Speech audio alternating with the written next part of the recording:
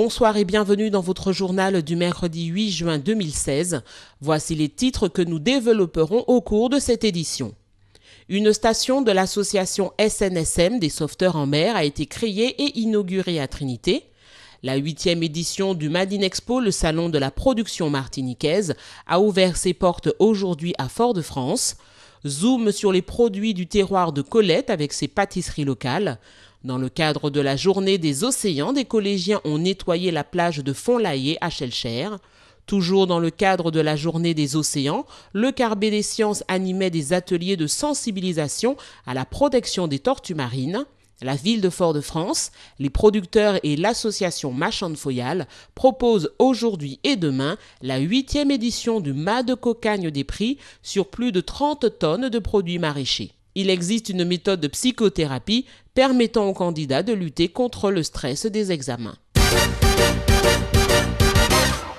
La SNSM, qui existe en Martinique depuis de nombreuses années, a inauguré ce mardi matin la station de la Trinité. Une nouvelle station à l'étude depuis 1 an qui couvrira le nord Atlantique et vient compléter le dispositif de sauvetage local qui compte déjà 4 stations, à Fort-de-France, à Casse-Pilote, au Marin et au François. La Trinité est maintenant équipée de la vedette SNS 258 Amiral de Grasse, une vedette de 10,50 m qui devrait être déclarée opérationnelle après les vacances. Jean-Paul Alaric a recruté une équipe de bénévoles pour constituer son équipe de sauvetage et prendre en main cette nouvelle base martiniquaise de la SNSM.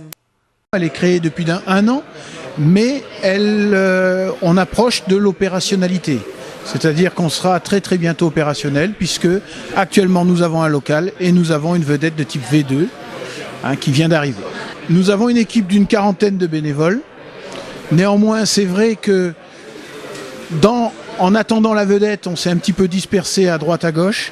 Et là, je le vois à travers cette journée, la cohésion du groupe est en train de se recréer. Donc, on sent que l'outil ramène l'enthousiasme au niveau des bénévoles. C'est l'outil essentiel. Si des sauveteurs ne peuvent pas se projeter en mer, c'est plus des sauveteurs. Xavier Delagorce, président de la SNSM, était présent pour inaugurer l'arrivée de cette station en Martinique. La sous-préfecture et la mairie de la Trinité ainsi que la CTM étaient également représentées. Made in Expo, le salon de la production locale, a ouvert ses portes aujourd'hui sur le parking du stade Pierre-Aliquer à Fort-de-France. Du 8 au 12 juin, les visiteurs sont attendus nombreux pour y découvrir le meilleur de la Martinique en tant qu'artisanat d'art, agrotransformation, construction, environnement, énergie ou encore équipement de la maison. Après le succès de l'édition 2014, l'innovation et le développement durable sont mis à l'honneur cette année. Valoriser les producteurs locaux est l'un des objectifs de ce salon. D'une manière générale, le salon, c'est montrer le savoir-faire des entreprises. Ce salon en particulier, c'est montrer le savoir-faire des entreprises artisanales et industrielles. L'industrie en Martinique, c'est 140 entreprises. La plus grosse, EDF, la Sara, jusqu'à de petites entreprises agroalimentaires avec 5 salariés à la production. Donc c'est ce que nous voulons faire. Et le thème de cette année, c'est l'innovation. Les 20 entreprises qui présentent leurs produits cette année ont des produits nouveaux à présenter, que ce soit dans l'industrie agroalimentaire, dans la menuiserie, dans l'énergie. Donc tous ces secteurs-là ont des innovations à présenter pour l'année 2016. Les objectifs traditionnels sont toujours là, c'est-à-dire présenter au plus grand nombre tout ce que la Martinique sait fabriquer. C'est-à-dire, elle fabrique beaucoup de choses en matière d'artisanat, mais pas seulement, en matière d'industrie, en matière de services. Il faut que la Martinique s'approprie finalement ses propres productions, mais pas que la Martinique. Il y a en effet des acheteurs extérieurs venant d'autres territoires qui sont aussi intéressés à savoir ce que nous faisons pour éventuellement passer contrat avec nous. Et puis notre ambition aussi, c'est de montrer que la Martinique évolue dans ses productions.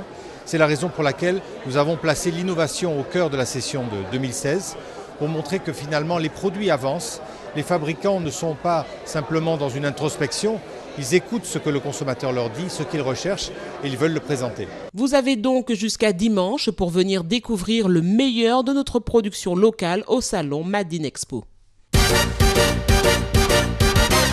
Le salon Made in Expo met en lumière la production martiniquaise, notamment les artisans de l'agro-transformation. Nous y avons rencontré Colette, qui s'est reconvertie dans la pâtisserie et les douceurs locales. Toutes ces recettes sont faites main avec les fruits et les légumes de Martinique. Manger un de ces gâteaux, c'est retrouver le goût de notre île. Les produits du terroir, c'est tout, beaucoup de punch.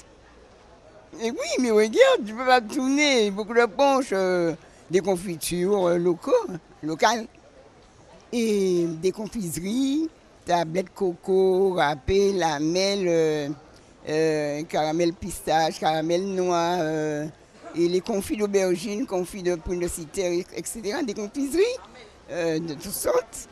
Et je fais des gâteaux sans œufs et sans beurre. Les tamarins glacés, les boules de tamarin, j'ai torte de fruits à pain, des trucs comme ça. Je fais des gros gâteaux, je fais des pains au beurre au giromont, aux fruits à pain, gâteaux de fruits à pain, mais toujours sans œufs, tu vois. J'ai été sur un petit marché, quoi. Un petit marché, oui. Oui, il y a plus de 25 ans, j'ai été dans un petit marché et j'ai vu comment ça se passe. J'ai essayé, j'ai échoué les premières années, assez, mais maintenant, je suis fière de mes produits parce que je fais aussi la Foire de Paris depuis 2003 et tous les clients sont contents de moi. Plus de 100 exposants sont présents au salon Made in Expo. Chacune de leurs productions dans leur domaine d'activité est une plus-value pour la Martinique. À l'occasion de la Journée mondiale de l'océan, nous sommes allés à la rencontre des jeunes élèves du collège Fernand Donatien de Dillon qui ont été sollicités pour participer au nettoyage de la plage de Font-Layet. Nous avons rencontré Nathalie Richard qui nous explique l'objectif de ce projet. Ce projet de nettoyage de plage est l'aboutissement de tout un projet de classe qui a été fait avec cette classe de 6e sur l'éducation au développement durable. Donc l'éducation à l'environnement, tout ce qui est sensibilisation sur la pollution marine essentiellement, et les conséquences que ça peut avoir aussi bien sur l'homme que sur les êtres vivants. Et donc l'action d'aujourd'hui était une action concrète des élèves sur cette lutte contre la pollution. L'école a pour vocation d'apporter des connaissances, mais aussi de former les citoyens. Et cette journée, c'est justement l'occasion de mixer ces deux compétences pour fabriquer les citoyens de demain. Bien que la mer caribéenne soit composée de 3 écosystèmes principaux, les récifs coralliens, les mangroves et les herbiers qui abritent une faune et flore surprenante, celle-ci est menacée par les nombreuses activités humaines. Quelle est la réalité des pollutions des plages et quel type de déchets peut-on trouver ? Les élèves du collège Fernand Donatien nous font part de leurs trouvailles. J'ai ramassé des déchets que la mer a rejetés parce que on pollue beaucoup et que c'est pas bien pour la nature. On a trouvé beaucoup de mégots, des plastiques, des bouteilles, des bidons d'essence, des grillages et des linges. J'étais impressionnée parce qu'il y avait beaucoup de déchets. On a trouvé des chaises, des poêles, du plastique et des fils. Il y avait même une poubelle et ça m'a rendu triste. Quel message voudrais-tu faire passer ? Il faut jeter les déchets à la poubelle, il ne faut pas les jeter par terre pour protéger l'environnement naturel. J'ai envie de dire aux gens d'arrêter parce que ça tue les animaux et il y a certains animaux qui sont en voie de disparition et c'est pas bon parce que les animaux mangent les déchets dans la mer, par exemple les oiseaux. Leurs ventres sont pleins et eux ils ont faim donc ils meurent de faim, donc c'est pas bon. On nettoie la nature, on nettoie la mer pour les touristes et tout, pour pas que ils viennent et disent une mauvaise opinion de la Martinique. Pourquoi célébrer la Journée mondiale des océans ? Alors nous avons la chance en Martinique de bénéficier d'un milieu marin d'une richesse exceptionnelle. Et c'est un milieu qui malheureusement subit de nombreuses pressions, principalement dues aux activités humaines. Et donc la Journée mondiale des océans, c'est l'occasion de rappeler à quel point les écosystèmes marins sont nécessaires au bien-être de l'humanité de manière générale. Ils contribuent évidemment à notre nutrition à travers la pêche, mais il est aussi intéressant de rappeler qu'il y a des aspects plus méconnus de ces services qui sont rendus par les océans, comme par exemple ici en Martinique, la protection que certains milieux comme les mangroves ou les récifs coralliens apportent contre des risques de submersion marine, comme par exemple les houles cycloniques. C'est avec beaucoup d'enthousiasme et beaucoup de plaisir qu'on a souhaité travailler aujourd'hui en partenariat avec les marins-pêcheurs et les collégiens du collège de Dillon. Ce qui nous semble fondamental de créer du lien entre les générations et aussi de faire prendre conscience aux enfants de la richesse des écosystèmes marins à la Martinique et de tout ce qu'ils peuvent, eux, à leur échelle, mettre en œuvre pour participer à leur bonne conservation et surtout aussi qu'ils prennent conscience des enjeux pour l'humanité et donc pour leur avenir qui sont liés à la bonne conservation de ce milieu. Comme ces enfants, mobilisons-nous afin de limiter nos déchets et préservons notre environnement. Pour marquer la Journée mondiale des océans, le Carbet des sciences, en partenariat avec le réseau Tortues marines de Martinique, a organisé un stand d'animation à la Galeria. Un stand pour découvrir, à travers des jeux, la vie des tortues et les gestes à faire et ne pas faire. C'est l'occasion de rappeler et de sensibiliser en fait sur la préservation des océans. Et le sujet de cette année, en fait, le thème qui a été choisi, c'est de parler de la pollution plastique. Et les tortues marines sont très sujettes à la pollution plastique. Donc l'idée, c'était de parler, de raconter un petit peu la vie des tortues, en jouant bien sûr, parce qu'on a ramené un jeu de loi, des puzzles, un jeu sur le cycle de vie, l'identification. Le public s'est montré curieux et attentif aux explications et aux conseils donnés. Tout le monde ne sait pas comment se comporter vis-à-vis des tortues, que ce soit si on observe une ponte ou si on observe une émergence à la sortie des bébés tortues du nid, ou les tortues dans l'eau, mais ils répondent plutôt bien effectivement à toutes ces mesures qu'on donne. De par les jeux, en fait, c'est assez sympathique parce qu'on peut voir que du coup la vie de la tortue est très compliquée, qu'elle a un cycle de vie qui est malheureusement pas facile à vivre parce qu'elle a des migrations et puis elle revient pas pondre tous les ans, il y a beaucoup de mortalité. Donc c'est une espèce qui est encore en danger en fait. On a beau revoir des tortues beaucoup dans nos eaux et sur nos plages, on n'a pas encore atteint un seuil pour dire que les populations de tortues sont de nouveau sécurisées. Le réseau des tortues marines de Martinique est piloté par la DEAL. Il met en place des actions de sensibilisation du public tout au long de l'année et récolte les données obtenues par les suivis sur les plages, lors des pontes par exemple.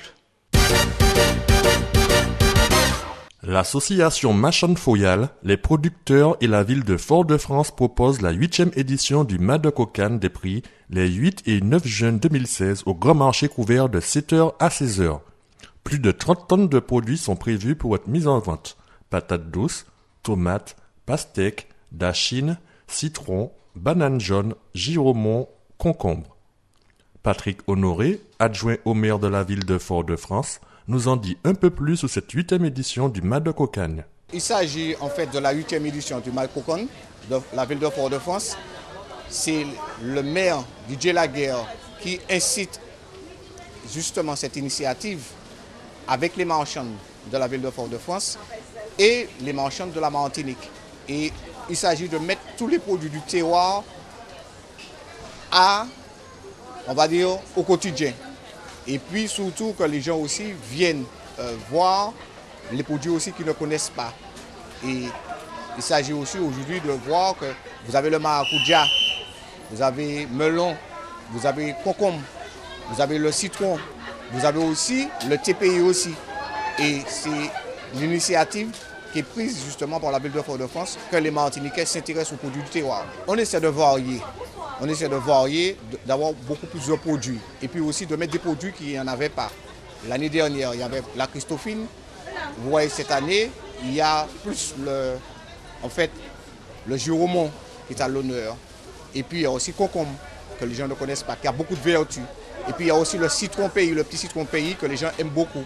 Alors, ce qui fait qu'on essaie de varier de manière que tout le monde trouve un peu d'intérêt à qu'ils viennent ici. Est-ce une réclamation de la population et des producteurs cette 8e édition du Mas de Cocagne des Prix? Alors, les marchands demandent de telles manifestations, mais ils demandent de manière quotidienne. Et on essaie justement de faire que les choses perdurent.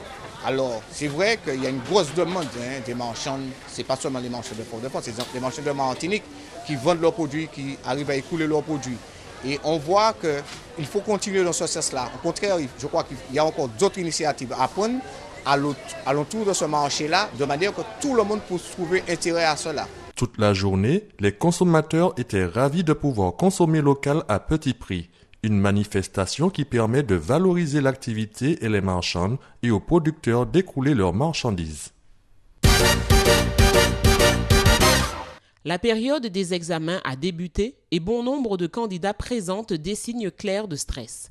Certains optent pour des compléments alimentaires comme le magnésium pour vaincre ce sentiment handicapant. Il existe également des traitements de psychothérapie pour apprendre à vaincre son stress et passer ses examens l'esprit clair. Il y a beaucoup de moyens, beaucoup plus simples et beaucoup plus adaptés aux jeunes pour pouvoir sortir. Déjà, moi, ce que j'invite, c'est justement à ces jeunes justement de prendre conscience de leur état de stress.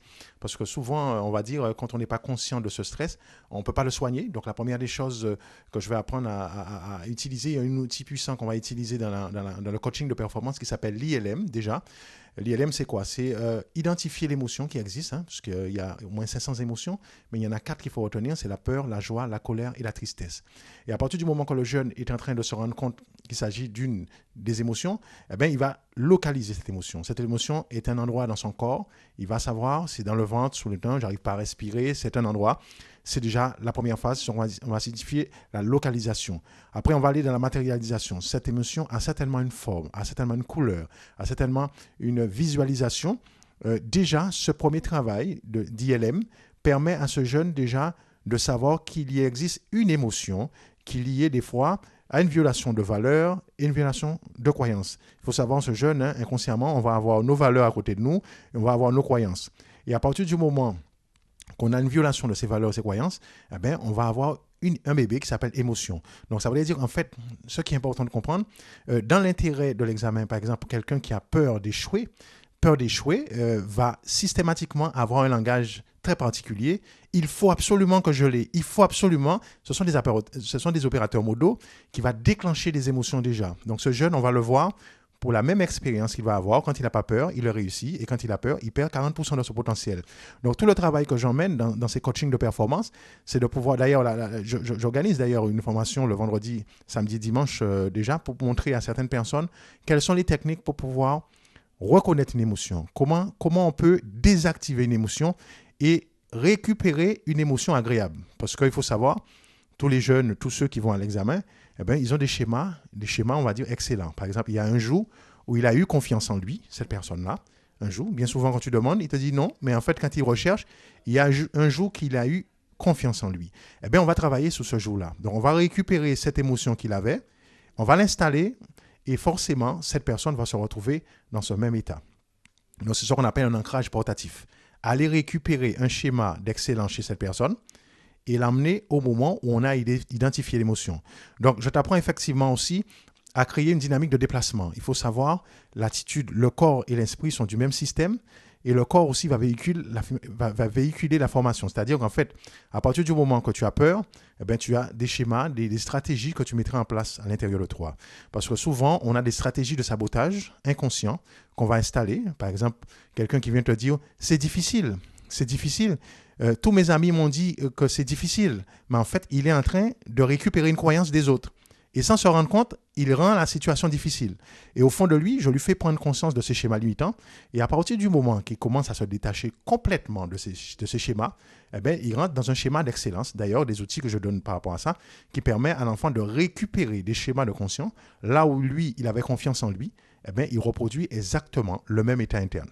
Quoi qu'il en soit, tous nos vœux de réussite accompagnent tous les candidats de l'Académie Martinique. C'est avec ce reportage que se referme notre page d'information. Rendez-vous demain à 19h20 pour une nouvelle édition.